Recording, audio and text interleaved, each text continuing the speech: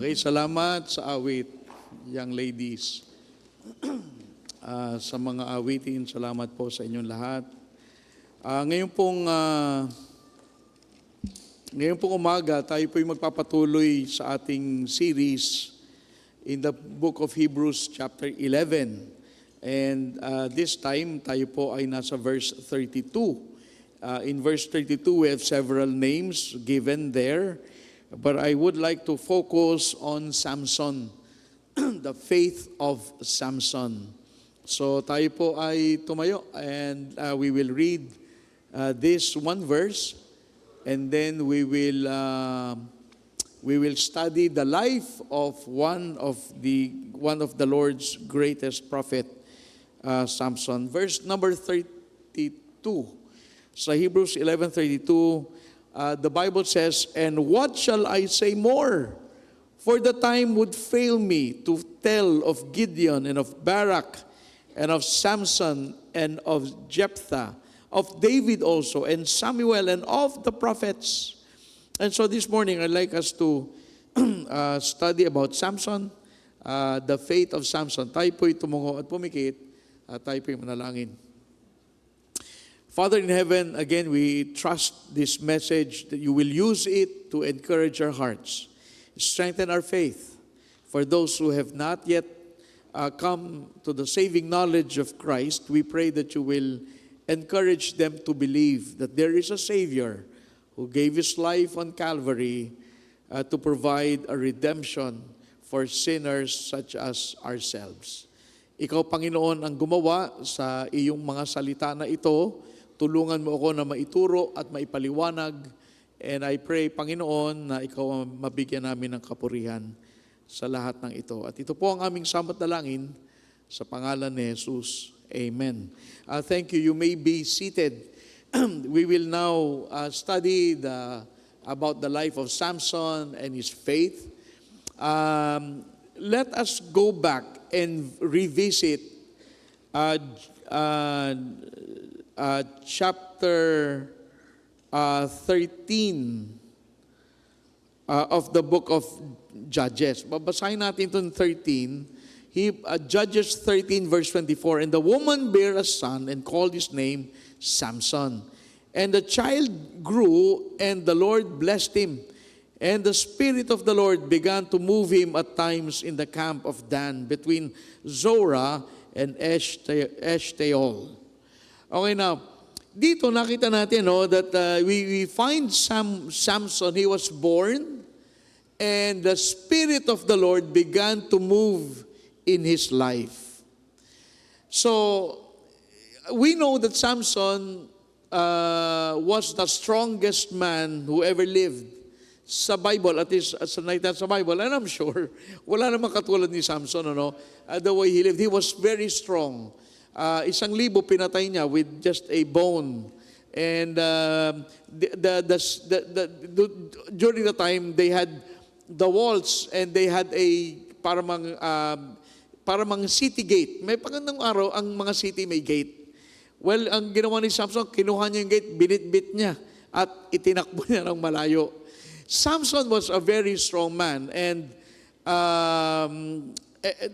by the way, his name means sunshine. Pangalan Samson, ibig sabihin ay sunshine. Okay? But the question is this: what was the secret? What is the secret of his strength? Bakit malakas si Samson? Now, someone would probably say, kasi malaki muscles niya. No, I don't think so. Because si Delilah, if you will remember the story, tinatanong siya, sabi niya, "Samson, you need to tell me where is the source of your strength. Ba't ang lakas-lakas mo?" Siyempre, naturally, kung siya yung malaking katawan, ba't pa magtatanong si Delilah? Kaya naman pala malakas, kita mo naman ang katawan. Ang laki ng katawan. So I don't think it was in the muscles. I don't think he was such a big, great, parang si Incredible Hulk. And I don't think he was like that. Because Delilah kept asking, saan galing ang lakas? Probably, hindi siya gano'n, Now, somebody would say, ang lakas niya galing sa kanyang mahabang buhok. Now, let me explain the long hair. Of course, now, we do not practice that. The reason siya ay mahaba ang buhok is because of the vow. He had a Nazarite vow. Parang panata. And itong panata na to, Nazarite means different, or it may also means separated. Si Samson, the reason he had a long hair, it was a sign that he was different. It was a symbol of his strength. But that is not a source of strength. Hindi siya malakas kasi mahabang buhok. Hindi, it was a symbol of his consecration to God. That he was willing to do what God says. A part of the vow, yung panata, ay no razor will touch your head. That's the vow. No razor can touch your head. So, ibig sabihin, hindi ka pwedeng gupitan. Ma-violate mo yung vow. And so, with this vow, there are certain things that he cannot do. Hindi siya pwedeng humawak sa patay na hayop. Maraming hindi siya, yun nga, one of them is you cannot cut your hair. Okay, so the long hair was not the source of strength. It was the symbol of his submission to God. That sabi nga by the long hair, I am submitting myself to the Nazarite vow because I want to be separated for my God. So, ganun yan, no? So, hindi siya nagpagupit. Kasama yun sa kanyang, So, tanong, saan galing ang kanyang lakas? Now, going back to verse 25,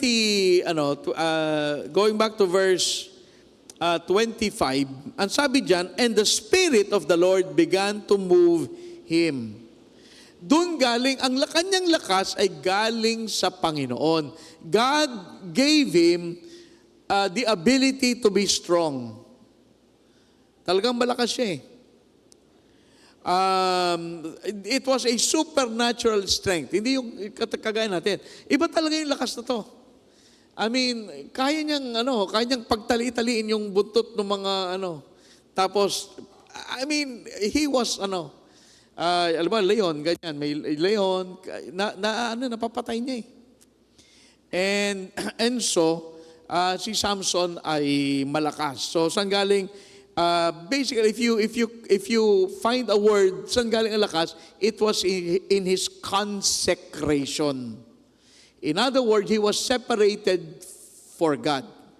Alam mo tayo ganun din. Spiritual speaking, when you are strong, when you are consecrated for God. But when you live a life of sin, you are weakest because you know what? You're not in control of your life. It is Satan controlling you. But when you are consecrated, dyan tayo naging malakas. But that's the typology nung study na to. So si Samson, he was a great man. He was a judge that God had chosen over all Israel, and he judged 20 years. 20 taon siya na naging judge. Noong time na yun, walang president, walang mga ganun eh. Merong mga the judges were before nagkaroon ng king sa Israel. Then, after ni Moses, Joshua, wala silang leader, so they had judges. And then, after the judges, they had kings. And then, yun ang nangyari. Ang unang king, King Saul. And then, King David. And then Solomon, and then etc., etc. So ito si Samson, he was the hero of his day because he was very strong. The only problem is that he fell into sin and he got destroyed. Ito ay sa mga kabataan, di ba? Youth Sunday.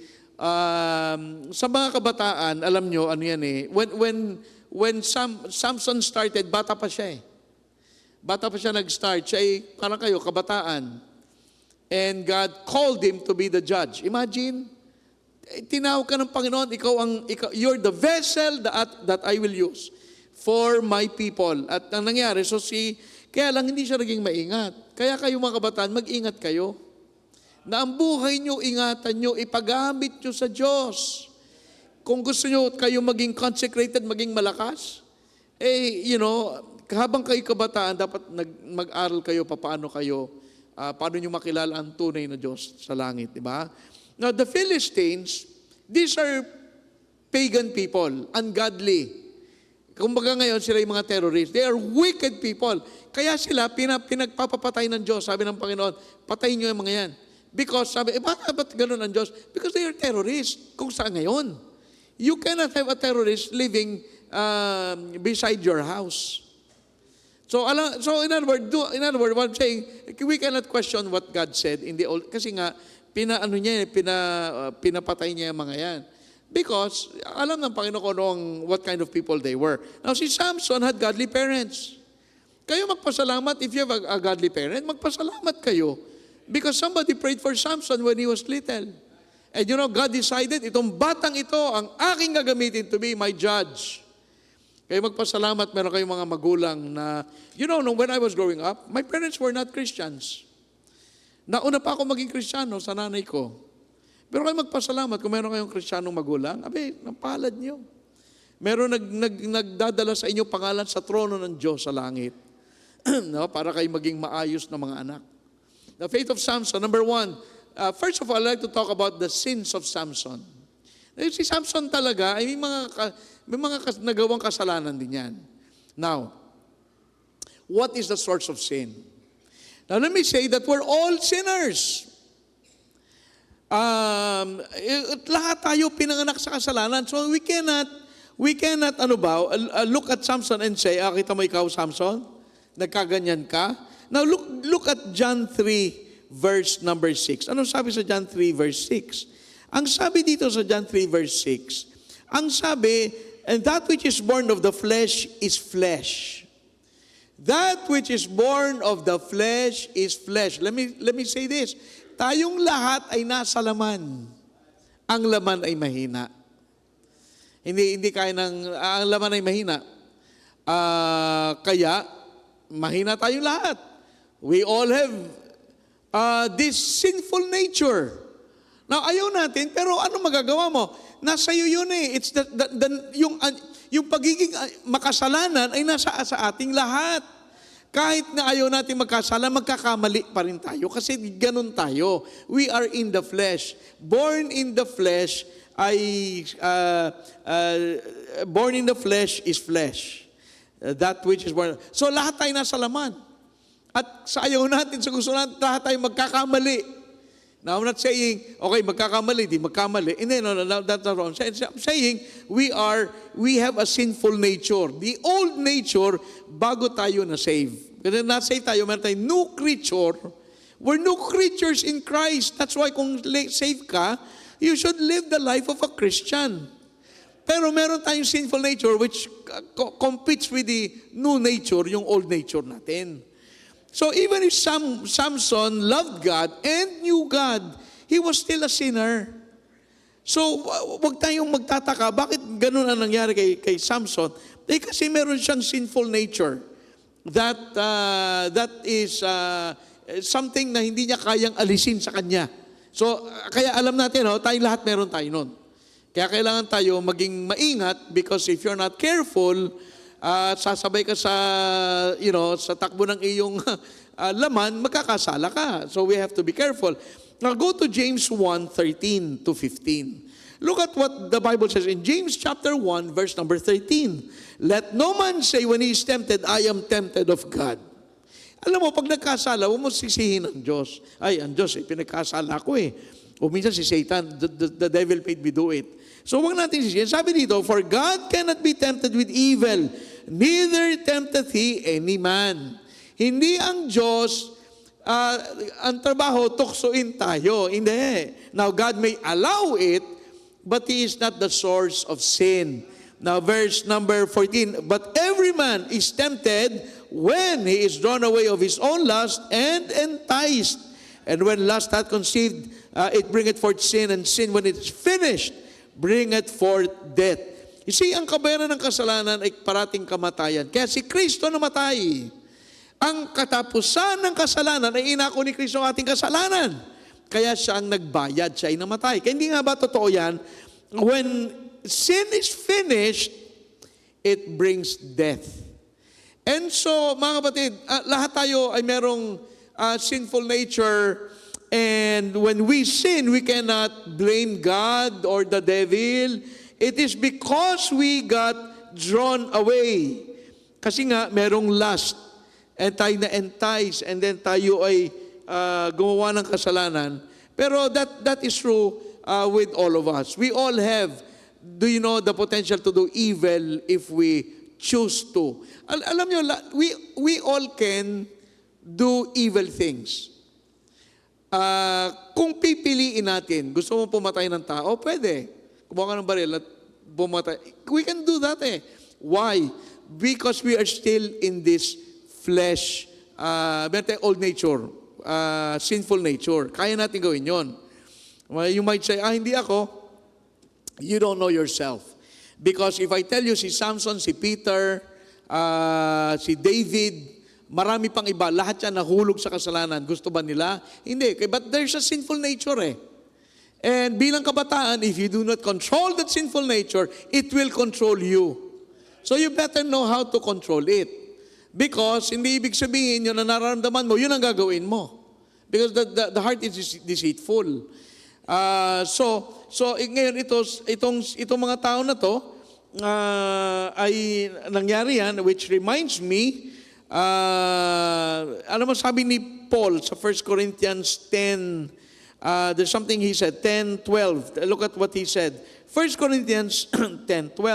Wherefore let him that thinketh he standeth take heed lest he fall. Huwag mong isipin, kayang-kaya ko ito. Mag-ingat ka, baka ka mahulog sa kasalanan. Kaya sabi ni Paul, take heed lest you fall. Now, here's the thing, if you take your eyes off the Lord, you can commit any sin. Basta tanggalin mo ang mata mo sa Panginoon, you can do anything that your flesh is capable of doing. Huwag kang matakot sa Diyos. Huwag kang tumingin sa Kanya. Kaya mong gawin eh. And the reason that hindi natin nagagawa, again, babalik tayo sa biyaya ng Diyos, yung plano ng Diyos, pero alam mo, ganun, buti ang Diyos mapagbiyaya. Pero kung tayo hindi mag-iingat, tayo ay magkakamali because we are in the flesh. And we are born in the flesh. Now, Samson, the problem is he started with the wrong company. Okay, now let us go back to Judges 14. Let us progress to Judges 14 na tayo. Next chapter. Look at verse number 1. Tama niyo ta. And Samson went down to Timnath and saw a woman in Timnath of the daughters of the Philistines. And he came up and told his father and his mother and said, I have seen a woman in Timnath of the daughters of the Philistines. Now therefore get her for me to wife. Then his father and his mother said unto him, Is there never a woman among the daughters of the brethren, or among all my people, that thou goest to take a wife of the uncircumcised Philistines? And Samson said unto his father, Get her for me, for she pleaseth me well. Now remember, siya yung judge. So he was ordering his parents, get this woman for me. Now, may problema. Number 1. This woman did not know the Lord. Problema yun eh.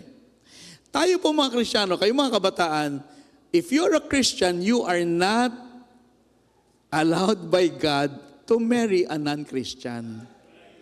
That's just the way. Ganun talaga eh. Mag-asawa ka na hindi Kristiyano, pwede ba yun? Pwede naman gawin yun, kaya lang, that's not what, hindi yun ang kalooban ng Diyos para sa iyo. Hindi yun ang gusto ng Panginoon. Na pwede mong gawin yung kabaliktaran. But that's not the will of God for you if you're a Christian. Kita mo sa Bible, yung mga Jews, who do they marry? Kapwa Jews. But naghahanap ng asawang Philistine? Kasi nga,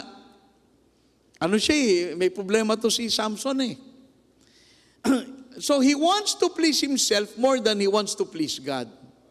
Gusto niya, yun yung gusto ng Diyos. Yung mga kabataan, mag-ingat kayo ha, parati kayo kung anong gusto nyo. Kayo masusunod. Hindi ganun yun eh. So he wants to marry an unsaved person In 2 Corinthians 6:14, anong sabi? Be not unequally yoked together with an unbeliever.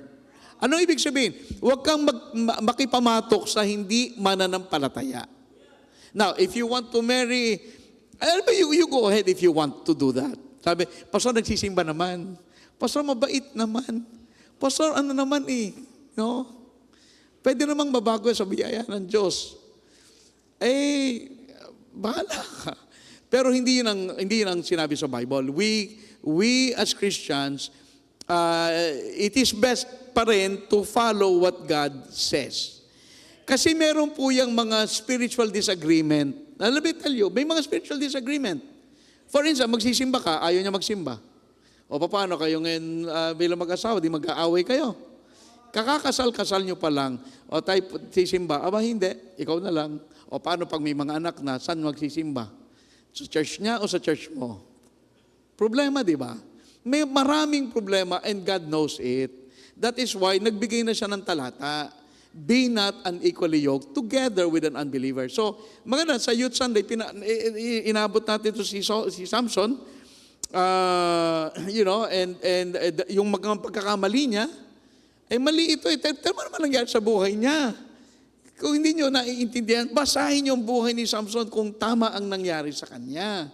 Now, syempre, by the grace of God, pwede namang ma-save yung unsaved. Pwede yun. Yun ang ipanalangin. Kung wala nang magagawa, ipanalangin talaga natin, ma-save. Kasi iba pa rin ang Kristiyano. Iba pa rin. Tama ha, I tell our couple, mag-pray kayo together. Dapat kayo mga mag-asawa, nagpe-pray kayo magkasama. Paano kung ang magpe-pray, ikaw, marunong ka mag-pray, siya hindi marunong? Problema. Ang laking problema. Kaya, doon nagkamali si Samson, hindi siya sumunod sa Panginoon eh. Actually, may vow siya, hindi naman niya ginagamit yung vow niya. So, and you know, here's one thing to consider. Hindi ba ito mga unsaved? Siyempre, alam natin tayo ngayon ay saved, saka hindi unsaved. Siyempre, kung hindi niya, si Kristo ay hindi niya Diyos, sino ang Diyos niya, di ba? If the devil is his father, and you marry this woman, for instance, well, then you get the devil as a father-in-law, spiritually, in a way. Parang harsh to say that, but that is true. You are marrying someone whose spiritual father is not the same as yours. And if you want to take the risk, that's your business. But there is a Bible that tells us this is the best na pwede natin gawin. Ako, I believe, if you are, anong religion mo, doon ka maghahanap. If you're a Catholic, doon ka maghanap. If you're Iglesia, doon ka maghanap. If you're a Mormon, doon ka maghanap. Alam ka namang maghanap, Mormon, maghanap ka sa Iglesia. Iglesia, maghanap ka sa Charismatic. Hindi ka dapat. Magulo yun eh. Pumunta ka doon sa iyong group. Okay? Hindi natin masyado papag-usapan niya, but that is really true. You might say, maliit na kasalanan naman, Pastor, yan. Ang mahalaga ay nakita ko yung kalooban ng Panginoon. No? Ang mahalaga ay nag-asawa and everything. But big sins starts with a small sin. Pag hindi mo sinimulan ng tama, parang math sa mathematics, yung compass, yung 1 degree dito, hindi mo kita. Pero pagdating sa 1 milya, ang laki ng diferensya. Yung 1 degree, di ba, sa 45 degrees ba yan? Tapos yung 44 degrees, palayo ka. Hindi nga lang pansin, pero ganun yun eh. Now, Timnath is a Philistine territory. Bakit ba naman to si Samson ay pupunta sa teritoryo ng mga unsaved? Kaya tayo may fellowship eh. Kasi para kayo, magkakilala. Bakit kayo magkakilala? Pupunta pa kayo sa iba. Andyan na kayo. You know what? Ang Zorah, the village of Samson, is only 4 miles away from Timnah. Bakit pupunta pa siya doon? Wala. Yun ang gusto niya eh. Timnath. So, in other words, talaga si Samson, talaga palayo sa Diyos. Buti lang ang Panginoon ay maunawain. Now, the second thing is this. Samson played with sin a lot. For instance, go back to chapter 14 ulit, 14 verse 5. Now dito, and verse 5, Judges 14, verse 5. Then went Samson down and his father and his mother to Timnath and came to the vineyards of Timnath, and behold, the young lion roared against him, and the Spirit of the Lord came mightily upon him. Now, let me give you the story. Papunta sila sa wedding. Dito sina Samson, kasama ang tatay niya. Nakakita ng leon. So sabi ng leon, masarap na pagkain to hindi naman niya alam si Samson, siyang yayariin Napatay ni Samson. Bawal yon sa kanyang vow. You cannot, you cannot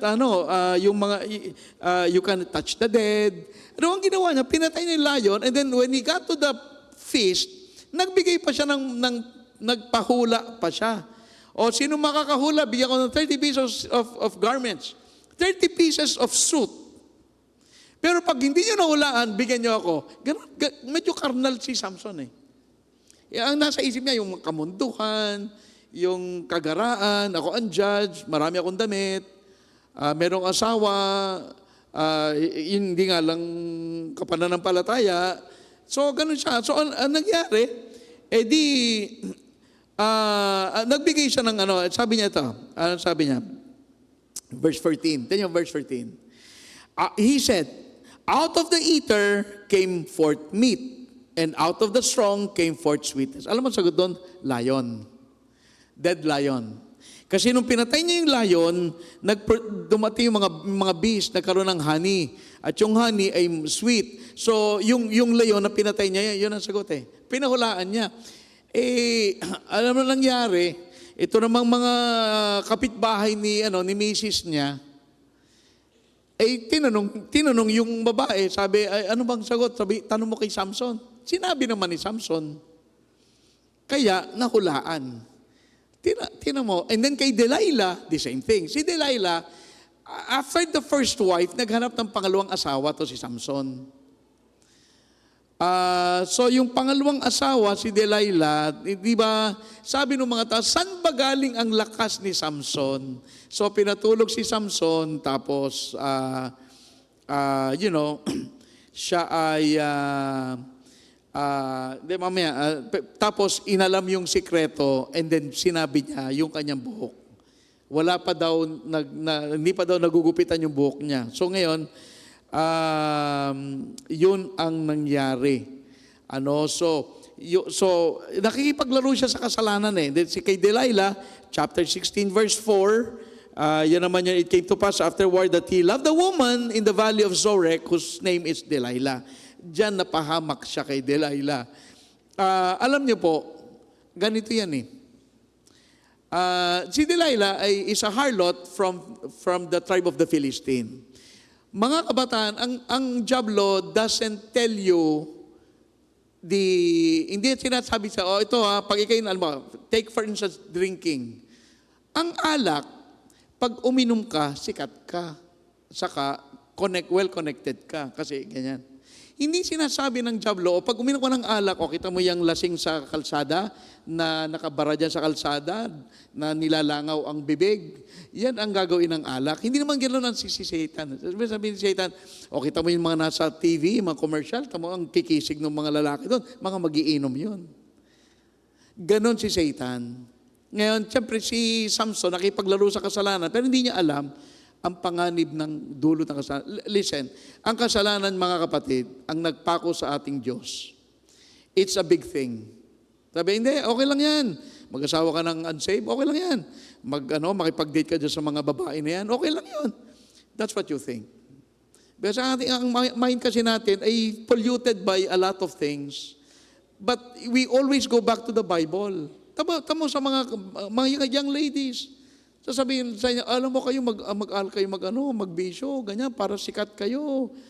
Hindi ni Satan pinapakita yung mga babae na ang buhay ay sira, sugat-sugat. Hindi ganun So you be smart. Mga kabataan, be smart. The devil wants you to think otherwise. Na it is safe to play with sin. It's safe to play with fire. You will get burnt. Kasi ang kabayaran ng kasalanan ay at sin will find you out. 'Di ba? sin will find you out. Okay, so yan na number 1. Number 2, the consequences of to Samson. Anong consequence? Okay, Numbers 32:23, be sure your sin will find you out. Okay, tiyakin mo pag ikay nakasala, aabutin ka ng iyong kasalanan. Yan sabi sa Bible. Okay, now, first of all, the thing what we can say, go to Judges 16 verse number balikan natin, 16:5. 16:5, and the lords of the Philistines came up unto her and said unto her, entice him, and see wherein his great strength lieth. So ngayon, ito si Delilah, sabi nung mga ka-Philistine, alamin mo nga kung magkano babayaran ka namin. At yung amount na binigay dito is today is in the amount of $3,000 to $5,000 US dollars. So malaki din, pero sabi na, alamin mo, and we will pay you, 1,100 pieces of silver. Okay, now, so ngayon, ang ginawa ni Delilah, inaalam niya. So verse 7, and Samson said, sabi ni verse 6, saan galing ang iyong lakas? Verse 7, and Samson said unto her, if they bind me with 7 green withs or vines that were never dried, then shall I be weak and be as another man. So, anong ginawa ni Delilah? Pinatulog si Samson at tinalian ng 7 green vines. Pagdating, tumawag, sabi niya, Samson, ang mga, nandito na ang mga Philistines. Tapos wala lang, parang walang kahirap-hirap. So, nagalit si Delilah, niloloko mo ako, sabi mo sa akin, mahal mo ako, ha? So, ganyan-ganyan, ano? So, nagtanong ulit sa verse 11, at sabi ni Samson ito, and he said unto her, if they bind me fast with new ropes, then I will be weak. Then, yan si Samson. So, nilagyan ng mga rope. Anong nangyari? Talagang ganun pa rin. And then verse 13, if thou weavest the 7 locks of my head with the web, ako'y magiging mahina. In other words, yung kanyang buhok ay parabagang iwi-weave yung kanyang buhok. Ay di, sabi niya, ikala-4. Hindi pa rin. Dumating yung mga Philistines na ano pa rin niya, hindi siya nahuli. And then finally, talagang nagmakaawa na si Delilah. Talagang lahat ng pagmamakaawa at pagluha at paglahat na ginawa. Siyempre si Samson. Wala, mahina si Samson spiritually. Sinabi niya ang kanyang, saan galing ang kanyang lakas. And verse 17, ito malungkot. Verse 17, that he told her all his heart, and he said unto her, there hath not come a razor upon mine head, for I have been a Nazarite unto God from my mother's womb. If I be shaven, then my strength will go from me, and I shall become weak and be like any other man. So ngayon, pag binasa natin ang 17 to 21, nahuli nila si Samson. Ito malungkot, verse 20. Tingnan natin. And she said, the Philistines be upon thee, Samson. And he awoke out of his sleep and said, I will go out as at other times before and shake myself. And he wist not that the Lord was departed from him.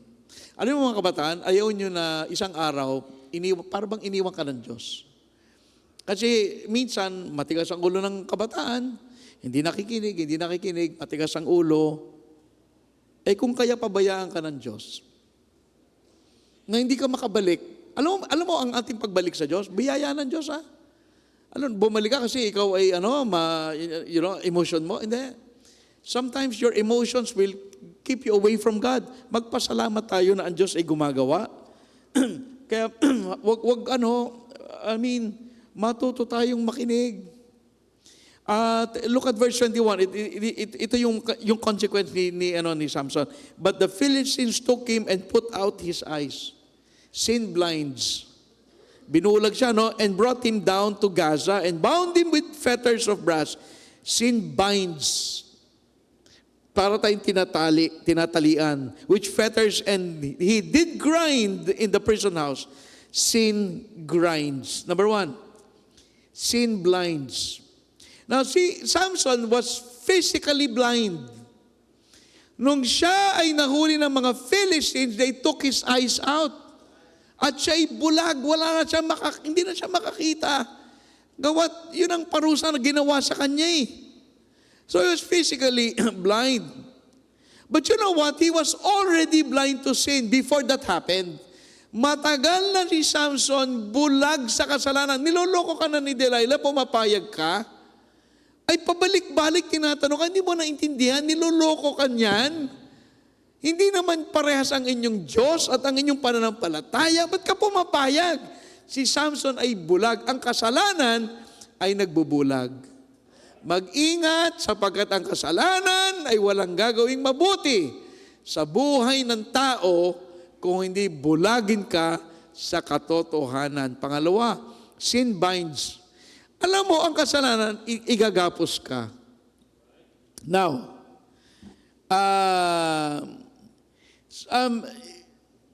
pero alam nyo, kung iisipin, matagal na siya nakagapos eh. Matagal na. Kasi ang kasalanan, nilalaro na siya ng kasalanan, di ba? Alam nyo, ito minsan ha, may mga tao nagsasabi, you know what, Pastor, I do not want to be a Christian because I want to keep my freedom. Gusto ko malaya ako. Hindi nyo ba naintindihan na ang kalayaan ay nagsisimula sa pananampalataya sa Diyos? Ano sabi ng Panginoon? If the Son shall make you free, you shall be free indeed. So magiging malaya ka. Kay Kristo may kalayaan ka. Gawin mo kung ano gusto mong gawin. Kay Kristo. Na kapag ikaw ay bihag ng kasalanan, wala kang magagawa kung hindi magkasala.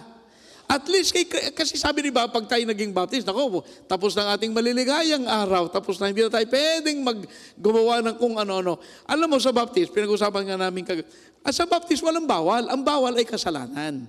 So, i-identify nyo kung ano yung kasalanan kasi lahat tayo, yun ang hindi pwede.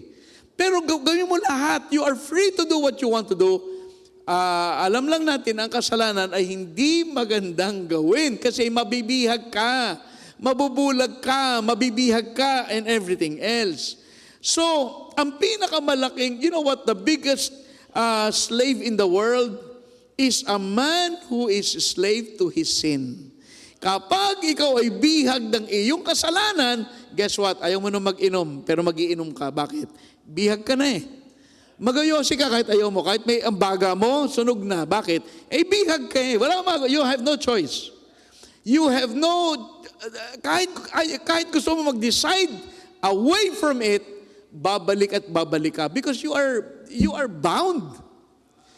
In Christianity, there's always liberty. Kaya nga si Samson nakagawa ng kasalanan, malaya ka. Piliin ko anong gusto mong piliin. Yun nga lang, pinili niya yung masama. Pero huwag niyo isipin ang Christianity, nagbibihag. Hindi, ang nagbibihag ay kasalanan. Kasi ang kasalanan, once nakuha ka, wala na, kulong ka na. Kaya I tell you, maraming mga tao na nasa bisyo o nasa kung ano. Minsan iniisip ko yung politics. Ba't kaya walang matinong politician? Ano kayo nangyari sa mga yan? Nabihag na ba sila lahat? I'm sure meron kahit papaano. Hindi ko lang kilala kung sino. Pero bakit ganun sila? Ba't ganito nangyari sa buhay natin? Ay kasi sila nabihag na sila ng kayamanan, pera, sasakyan, power. And nakalungkot, no? Nakalungkot kasi tayong lahat ay nadamay. Pero sa Christianity po, puro kalayaan. Sa kasalanan, puro pagkabihag. Hindi lang yon. Ang sabi diyan ay, siya ay, 16:21. And he did grind in the prison house. Meron tayong picture na nag-grind eh. Oo, yung picture ni Samson. Ano ba yung nag-grind? Nung araw, wala kasing gilingan. So minsan, ang giling, they will connect an animal to go around the circle. Habang umiikot, ginigiling whatever corn or whatever kind of material. Ginigiling nila. May bato na ginigiling habang umiikot. Na si Samson, pinaglaruan nila. Samson, gilingin mo yan. Bulag na siya eh. At wala siyang, naging siyang bihag na nga yan. Yan, naging bihag na siya ng kasalanan. And so, nakakalungkot, he was the judge of Israel. And he's now a prisoner grinding in prison. And there's nothing he could do about it. But wala pong mabuti talaga sa kasalanan. Ang kasalanan ay parating masama. Huwag paglaruan ng kasalanan at sapagkat tayo ay tayo mapapahamak. And my last point, the remorse of Samson. Now, anong natutunan ni Samson sa kanyang karanasan? Tayo magwakas dito sa point 3. Look at chapter 16, verse number 22. Babasahin natin ito, 22. Look at this. Howbeit the hair of his head began to grow again, after he was shaven. Then the lords of the Philistines gathered them together to offer a great sacrifice unto Dagon their god, and to rejoice, for they said, our God hath delivered Samson our enemy into our hand. And when the people saw him, they praised their God, for they said, our God hath delivered into our hands our enemy, and the destroyer of our country, which slew many of us.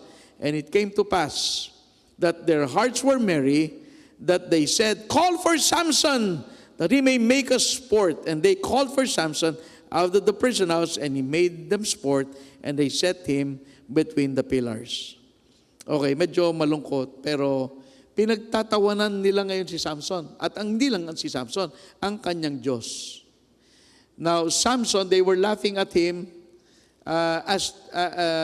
they were laughing at the man of God and the judge of Israel. Parang, kita mo, nasaan ang kanyang lakas? Wala na, laos na yan. So ating paglaruan na lang, di nagagrind siya, tinawag siya.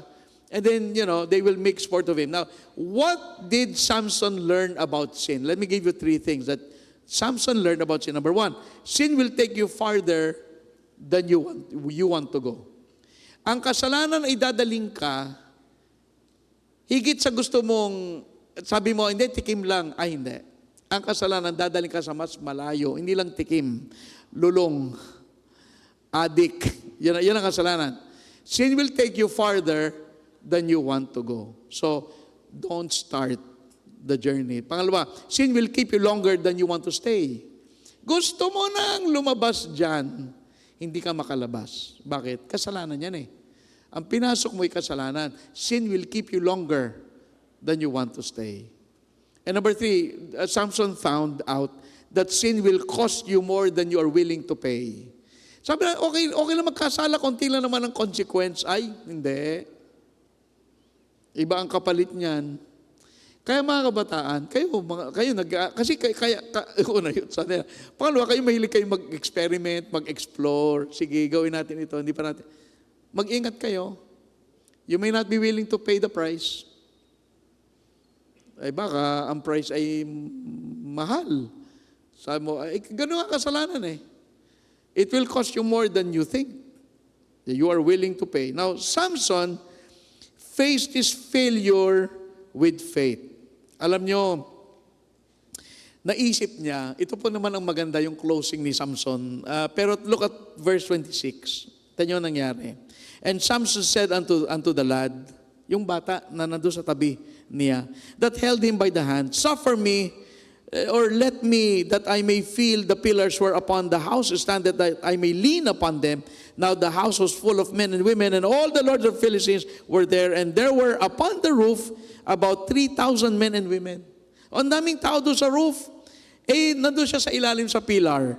That beheld while Samson made sport, and Samson called on the Lord and said, O Lord God, remember me, I pray thee, and strengthen me. I wish that he had called on God before he started in sin. But he said, Lord, remember me, I pray thee only this once, O God, that I may be at once avenged of the Philistines for my 2 eyes. Now, tumawag ang Panginoon, si Samson sa Panginoon, and sabi niya, Lord, anong nangyari kasi, nasa taas yung mga Philistines, nandun siya sa pillar, parang yung pillars natin sa labas ng building, nahawakan niya yung dalawa. Siyempre, gaganyan niya, para mamatay yung mga Philistines. Again, ito mga Philistines, these are wicked, godless people. Huwag niyo isipin, ba't naman pinatay ng Diyos yung mga tao na yan? They were godless. Bakit di mo pinatay, ikaw ang papatayin? Ganon sila. Ganon nangyayari ngayon sa Israel, di ba? So yun si Samson, Nakakuha kanya yung pillars, and he prayed, and at sa kahuli ang pagkakataon, kumilos ang Diyos muli. Look at verse 29, and we will close it.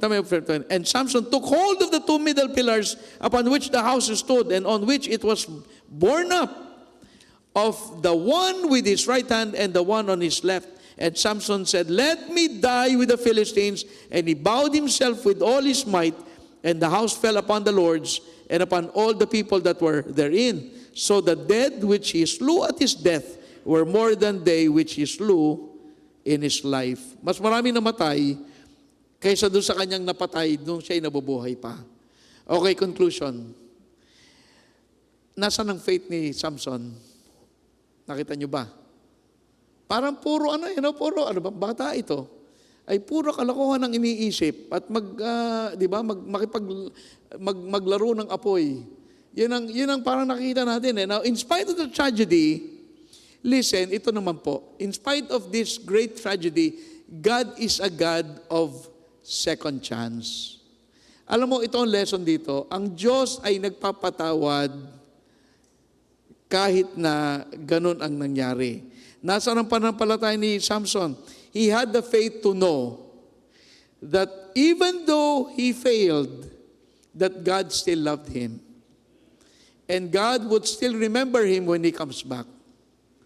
And so, mga kapatid, ang lesson kay Samuel, ang pananampalataya niya, nakita natin sa dulo, in the end part, ano yun?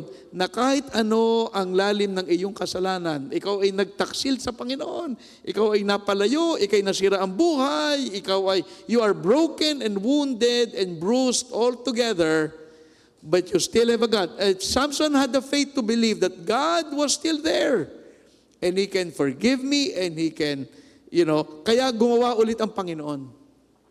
Kasi ang Diyos ay binigyan siya ng pagkakataon na gamitin siya ulit. At yun naman ang panalangin niya. Sabi niya, Lord, this one time, sa kahulihang pagkakataon, Panginoon, gamitin mo ako. At yun ang ginawa ng Diyos. Listen, walang kasalanan na hindi ng Diyos kayang patawarin. If we confess our sins, He is faithful and just to forgive us of our sins and to cleanse us from all unrighteousness. 1 John 1:9. Tayo pong lahat ay makasalanan. Gets na natin yan. Pero meron tayong Diyos na pwede tayong bumalik kung tayo nagkamali para tayo ay kanyang mapatawad. And so the life of Samson is rather a sad story. Pero ginamit siya at pinili siya ng Diyos, mapalagay sa Hebrews 11 as one of those who showed great faith. Bagamat ganun ang naging buhay ni Samson. So mga kabataan, learn from Samson. Hindi maganda makipaglaro sa kasalanan. Ito nga, sinabi ko nga sa kanina sa mga mga teachers na kung bakit si Samson, ang tagal niya nagkakasala kasi 20 years siya naging judge eh. So siya yung naging, ang una niyang ginawa, Judges 14, pumunta ng team that nag-asawa ng Philistine. And then nabuhay siya ng 20 taon. So lahat yung 20 taon, walang kinalaman ng Diyos doon. Puro pagsaway. Sabi ko nga, ang Diyos talaga napaka-patient. Kasi di ba kung ikaw yun, iintayin mo ba yung judge mo? Maggagawa ng ganon for 20 years? Di ba papaluin mo na? Hindi niya ginawa eh. Ganon ang Diyos. Kaya kung babalik ka sa Diyos, nagkasala ka, ano man ang gawa, babalik ka sa Panginoon, magandang magkaroon ng pananampalataya na nandun siya para tanggapin ka at ikaw ay, madamam natin ang kanyang pagpapatawad muli. Okay, tayo tumayo. Let's all stand. Tayo mananalangin. Heads are bowed, eyes are closed. Every head bowed, every eye closed. Ang mensahe po na ito ay para sa mga kabataan, pero of course para sa ating lahat. Especially sa mga kabataan, like Samson, who started when he was young. And he served God for 20 years, and in that 20 years of span of time, Samson was never a faithful judge. In fact, he brought a lot of shame to the people of God. And maybe this morning, you can identify with Samson. Marahil ngayong umaga naaalala mo mga bagay na iyong ginawa sa iyong buhay, mga bagay na hindi nakatulong sa kapurihan ng Diyos. Well, like Samson, you need to believe that as a Christian, kung ikaw ay Kristiyano, you can come to the Lord by faith, believing that He still loves you and He still wants you to recover. Minsan lang tayo parang nahirapan tayo na parang, anong gagawin ko, Panginoon? Well, God wants to hear you pray. God wants to listen to your prayers, and gusto ng Panginoon mapakinggan ng iyong tinig na ikaw ay bumabalik at nagtitiwala na ang iyong Diyos ay Diyos na buhay, Diyos na banal, Diyos na mapagmahal at mahabagin sa lahat. And that is why ngayong umaga, kung meron tayong mga ganitong situation, or if you're praying for somebody in the same situation, panalangin natin sila na sana sila ay makabalik, na sana sila ay ibalik ng Panginoon, sapagkat meron tayong Diyos. Ang Diyos ay mapagbiyaya, ang Diyos ay long-suffering and patient and merciful. And the only thing we need to do is to bring them to the Lord in prayer, sapagkat meron tayong Diyos na tatanggapin sila kapag sila ay bumalik. At kapag tayo bumalik sa Panginoon, tatanggapin niya tayong lahat. Let us pray. Panginoon, kami po ay nagpapasalamat. Ang iyo pong salita ay nagturo sa amin na sa kabila po ng aming mga failures in this life, by faith, we can still believe that our God is merciful and gracious and loving and is willing to give us a second chance or a third chance or a fourth chance. Panginoon, salamat na ikaw ay Diyos na mabuti sa iyong mga anak. Hindi mo kami kinakalimutan. Kaya't Panginoon, ano man ang aming mga nagawang pagkukulang sa iyo, tulungan mo kami, Panginoon, na magpatuloy pa rin. Inaalala namin, Panginoon, ang aming mga kabataan.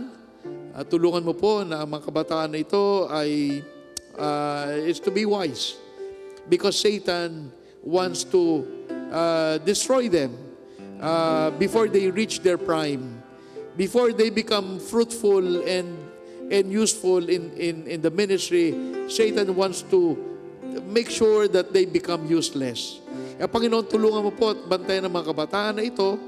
Sila po ay magpatuloy sa landas na matuwid, ayon sa iyong kalooban, at pagpalay mo po ang aming invitation ngayong umaga sa aming po mga bisita, sa aming mga sino man narito na wala pa kay Kristo. Tulungan mo po na sila rin ay maligtas.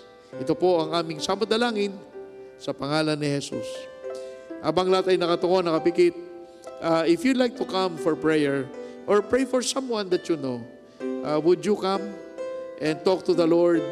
You know, ang faith ni Samson ay nakikita po natin sa dulong bahagi ng kanyang buhay. Because you know, bagamat siya'y nagkamali, buo ang kanyang loob na meron siyang Diyos na bababalikan. Iniwan niya ang Panginoon. From the very start, when God gave him the call to be a judge, iniwan niya kagad ang Diyos eh. Hindi ba minsan tayo rin nangyayari sa atin na minsan tayo po ay nakakalimot sa ating mga pangako. Samson had a vow, but he never really paid attention to the vow. Ganon din tayo Kristiyano. Minsan di natin na-realize that we have things that we're supposed to do.